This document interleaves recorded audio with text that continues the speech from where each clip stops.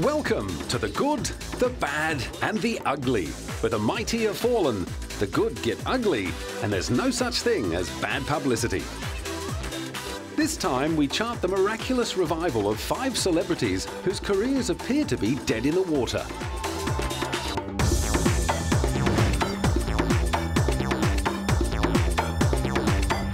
Until 2008, Mickey Rourke looked destined to be remembered more for the roles he turned down than for the ones he accepted. Back in the 1980s, his brooding looks and intense performances in 9½ Weeks, Barfly and Angel Heart drew comparisons with the likes of James Dean and Marlon Brando. Comparisons that only increased as word spread about his dangerous unpredictability on set. As his star rose, so did his instability. He became famous for walking off shoots and failing to turn up for work, and reportedly rejected a stack of lead roles in films like Beverly Hills Cop, Rain Man, 48 Hours, Highlander, and Platoon. He chose instead to climb back into the boxing ring he'd left to take up acting. Over the next few years, a succession of opponents proceeded to mash Mickey's pretty face to a pulp, and a series of reconstructive operations left him almost unrecognizable from the posters of his early movies. By the mid-90s, he was ready to go back to making movies, but few filmmakers were prepared to take the risk. He ended up featuring in straight-to-video releases and a music video for Enrique Iglesias. You know, I'd get a part here, a day here, 3 days here, and it wasn't the same as carrying a movie and you know, having people trust me again to have that responsibility, because I was out of control and unaccountable, and you know, I wasn't. I'd lost everybody's faith pretty much when I went haywire, I guess. Approaching 50, broke, and with only his chihuahuas to keep him company, he finally had to take a long, hard look at himself. You know, I had a lot of lessons to learn the hard way. You know, my grandmother always said, you know, God has a plan for all of us, and I should have went along with his instead of mine, because my plan sucked. So, you know, the lessons I had to learn the hard way, and I worked hard to change, and change came hard for me, and so, you know, it didn't happen overnight. For the son of an amateur bodybuilder, it was time to find some humility. After several years of not being able to get jobs because I couldn't deal with, you know, some dude with an attitude, you know, judging me or talking down to me as I had these things going on in my head that may not even have been happening, I finally learned how to go in and go, hey, how are you, you know? And that was hard, because I had a lot of pride. That learned geniality helped him through supporting roles in films like Sin City, Domino, and Stormbreaker. But it was going to take a lot more than minding his P's and Q's to persuade producers to back him as a leading man. It was going to take the unwavering faith of director Darren Aronofsky. I just knew he had the abilities, I knew he had the talent, and from the first moment I met him, I knew there was going to be something special. Actually, it's before that. When I saw his work back in the 80s and the early 90s, I knew he was just one of our greatest talents. The story goes that The Wrestler was originally budgeted at more than $20 million, but no one would fund a film with Mickey in the lead. Darren stuck to his guns and eventually found a cashed-up Mickey Rourke fan who was willing to put up $6 million. Darren changed the script and made the whole film for $6 million. Having compromised so much to get his star, he wasn't about to swallow any prima donna antics. He allegedly sat Mickey down before filming started and demanded he give the best performance of his life. The pressure was on. It was a combination of going, you know, saying, okay, I'm going to put on 28 pounds of muscle, and then I'm going to go visit some really dark, painful places that aren't particularly fun to go to, and I knew Darren would demand that out of me, and the way he handled it, you know, there was a lot of trust and a lot of respect on both ends, and I was able to give him everything. And used to slugging it out for real in the boxing ring, he previously looked down his nose at the choreographed pantomime of professional wrestling. I never really had a whole lot of respect for wrestling until I ended up in the hospital, you know, a whole bunch of times the first couple of months, and you know, just landing the wrong way and, you know, pulling this, breaking this, pinching that, and I went, wow, these guys really get hurt. In the end, though, the pain was all worthwhile. As far as I'm concerned, it is the best movie I ever made, and it's the hardest movie I ever made, and it's the most I've ever trusted and respected someone enough to give them all of myself. That trust was rewarded with Golden Globe and BAFTA awards for Best Actor. He also took out an Independent Spirit Award, which he dedicated to his recently deceased dog, Lockie.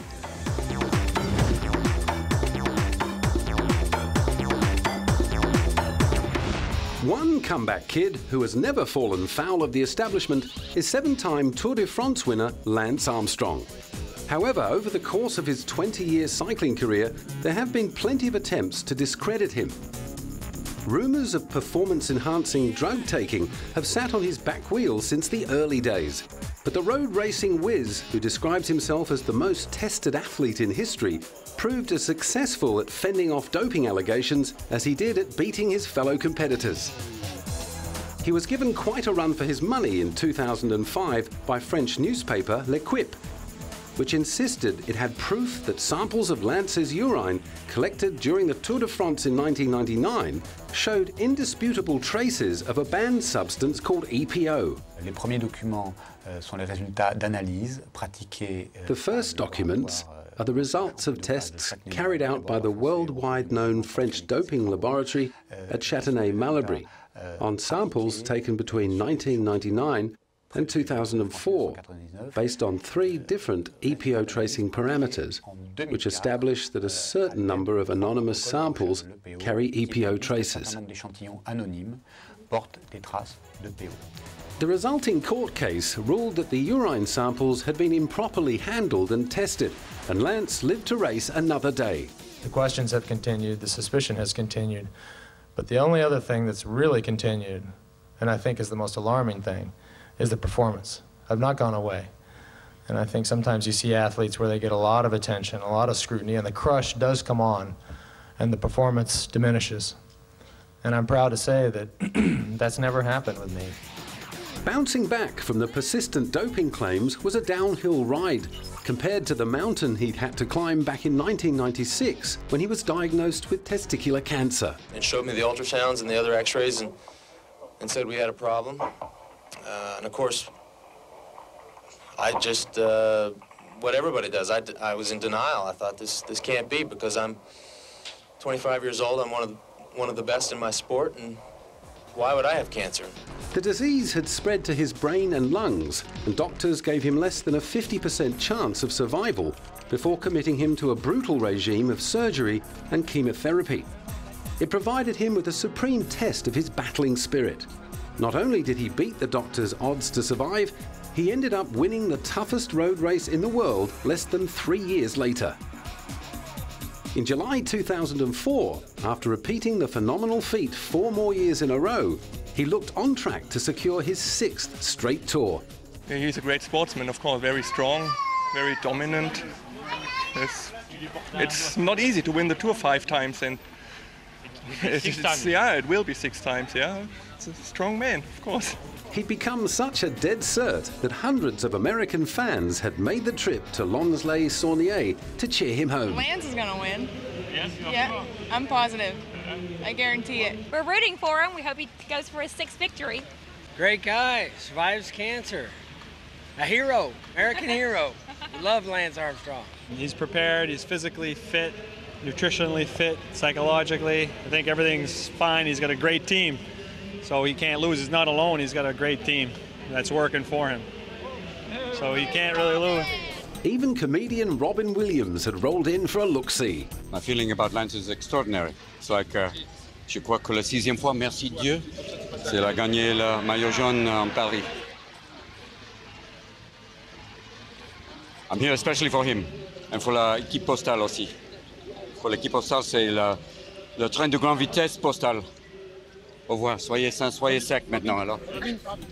Lance duly obliged, breaking the record of 5 wins which he'd shared with 4 other riders. Having defied ridiculous odds on countless occasions to claim such a lofty place in cycling history, no one was betting against him going one better the following year.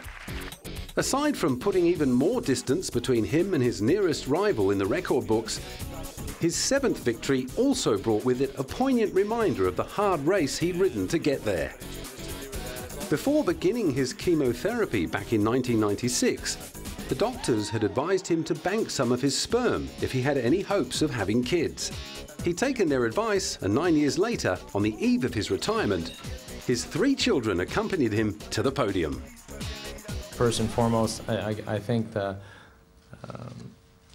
biggest inspiration in my life now and the biggest inspiration in this decision is my children.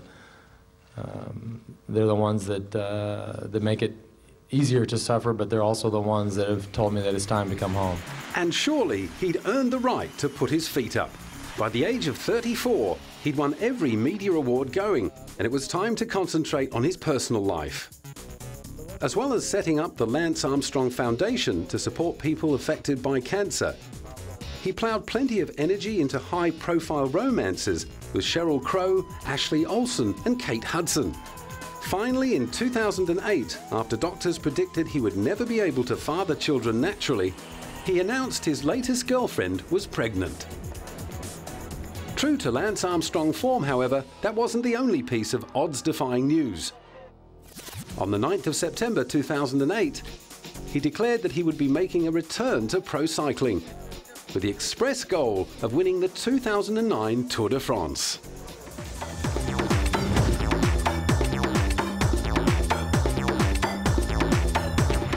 Joan Rivers began badgering audiences way back in the 1960s.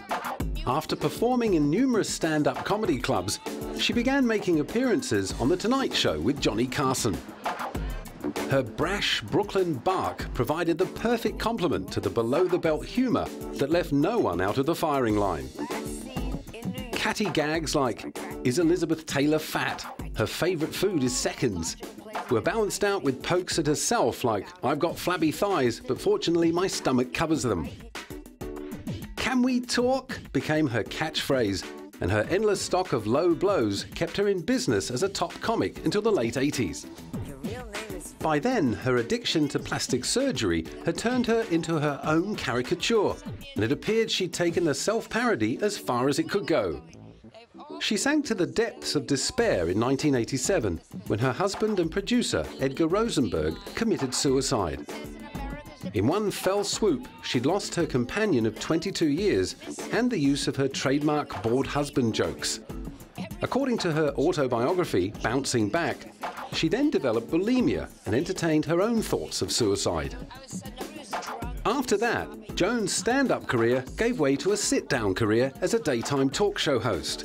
However, she did get back on her feet with help from her daughter Melissa, hosting pre-award show for E! Entertainment, which involved hanging around on red carpets and harassing passing celebrities. We are the critics of the show, and we never can forget. We are there to do the show for the people watching at home. It is not about the people that you interview making chit-chat with them. It's about saying what you think for the people at home to agree or disagree with you. Clearly taking her job as a fashion critic very seriously, she adopted a strict regime ahead of the Golden Globes. Well, I like to gain weight, so I represent the fatties at home. So I think it's very important. I have to force feed myself 10 to 12 extra meals a day. No, you starve and you try to look good in the fit. Melissa had her fittings last night. And I have to have more on Saturday because it wasn't working. The mother and daughter act gathered momentum, and by 2005, they graduated to the Oscars. This is the big award show. So there's, the Golden Globes, everyone's drinking, they're having a great time. The Oscars are the Oscars, and everybody treats it accordingly. It's like going to grandfather's house, your rich grandfather's house, for dinner, and they're going to discuss whether or not you're in the will. Together, they've been able to meet the challenges of working with tricky A-listers. Oh, Tommy Lee Jones, who just grunts. The usual ones. Who else, Melissa? That I'm just thinking. It's whoever it becomes a chore to. Yeah. If it's a chore, don't come down the red carpet. That's fun. I mean, that's the thing is, most of the people, and you know this, I would say a good 90% are actually having a good time with it. And it's that 10% that it's such a painful chore to that it just dampens your whole evening. Russell Crowe. Oh, he's... You know, it's... Oh. Not that Joan is easily impressed. Sometimes you meet an A-lister and they're like a little person. Having proved she was still sharp-witted enough to mix it with the cream of Hollywood, she decided it was high time to remind the world that she was an A-lister in her own right. In 2009, at the grand old age of 75, she set off on her work-in-progress by a life-in-progress world tour. Most importantly, what are you guys going to be wearing on the carpet? I wish I knew. I'm going naked. No, I have my first fitting tomorrow. She's going to... I've gotten... Mine is a Pamela Dennis dress, and it's very, very, very pretty. It's very, very pretty. It's not very, very, very pretty. It's very, very pretty. I'm getting it free. It's okay. It sucks.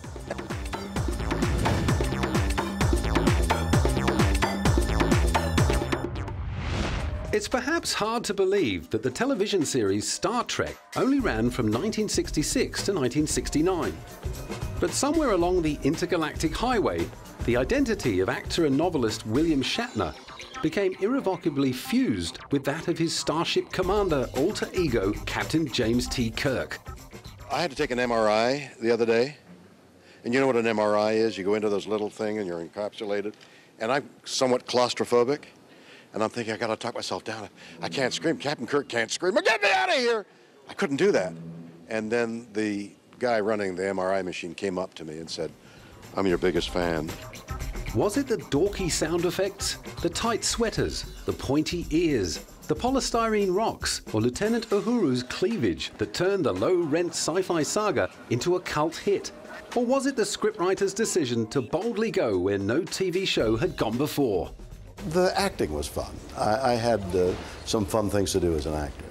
Like, can you give us an example? Oh, double roles. There was one where the girl entered my body. There were weird things to do that nobody else had to do ever before. Perhaps it was the chemistry between Captain Kirk and his trusty 2IC and science officer, Mr. Spock, which was clearly still bubbling away 40 years later. I first met Bill several years after Star Trek went on the air.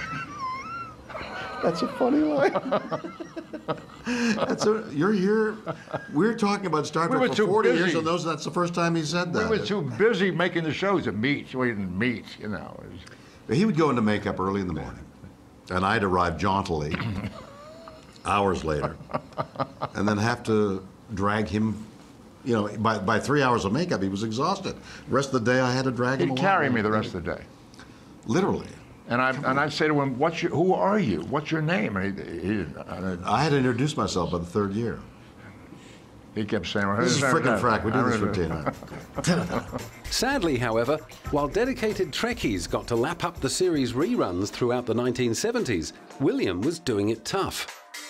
After his wife walked out on him, the Canadian actor had to resort to doing television commercials for a supermarket chain and became an occasional guest on game shows. Until now.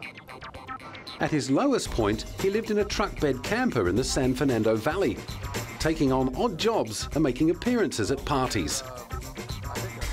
The wilderness years ended in 1979, when, under pressure from loyal fans of the series, he was hired by Paramount to star in Star Trek: The Motion Picture. With a promotion to Admiral, he was back in the big chair and cruising at warp speed. He's never forgotten the die-hard Trekkies who supported him. What do I think of the Trekkies?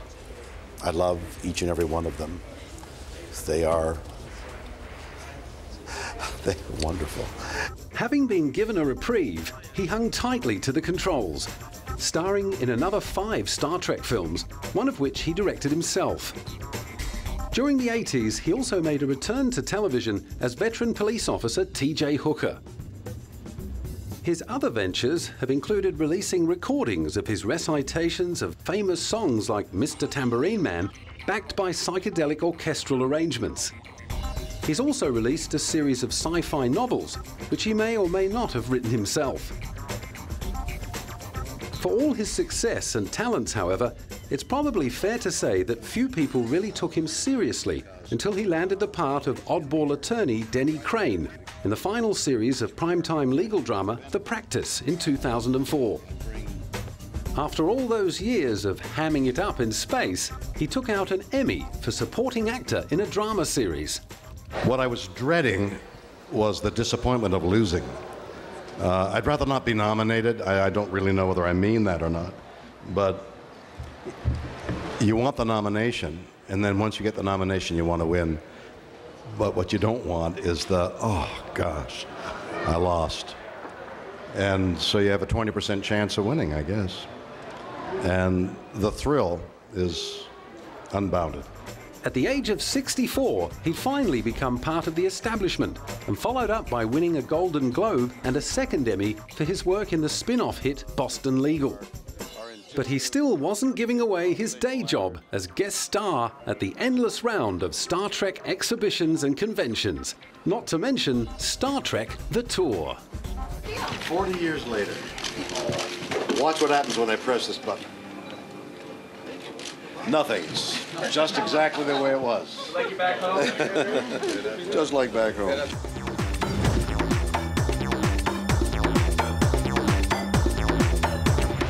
Rather than comeback kid, Ozzy Osbourne would more accurately be described as the king of resurrection.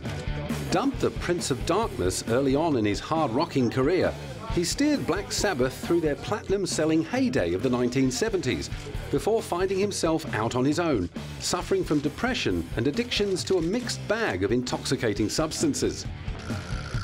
He bounced back from that black spot with the help of his former manager's daughter and future wife, Sharon Arden, and achieved solo success with albums like Blizzard of Oz and Diary of a Madman. After more problems with drink and drugs, he looked ready to bow out again. But his retirement in 1995 was followed by an immediate comeback tour and the launch of his wildly successful annual Ozfest, which also saw his brief reunion with Black Sabbath. Just when his solo career finally looked to be tapering off in 2001, Sharon snared the whole family a deal to be just themselves in the MTV smash hit, The Osbournes. All the resulting attention left Ozzy scratching his head.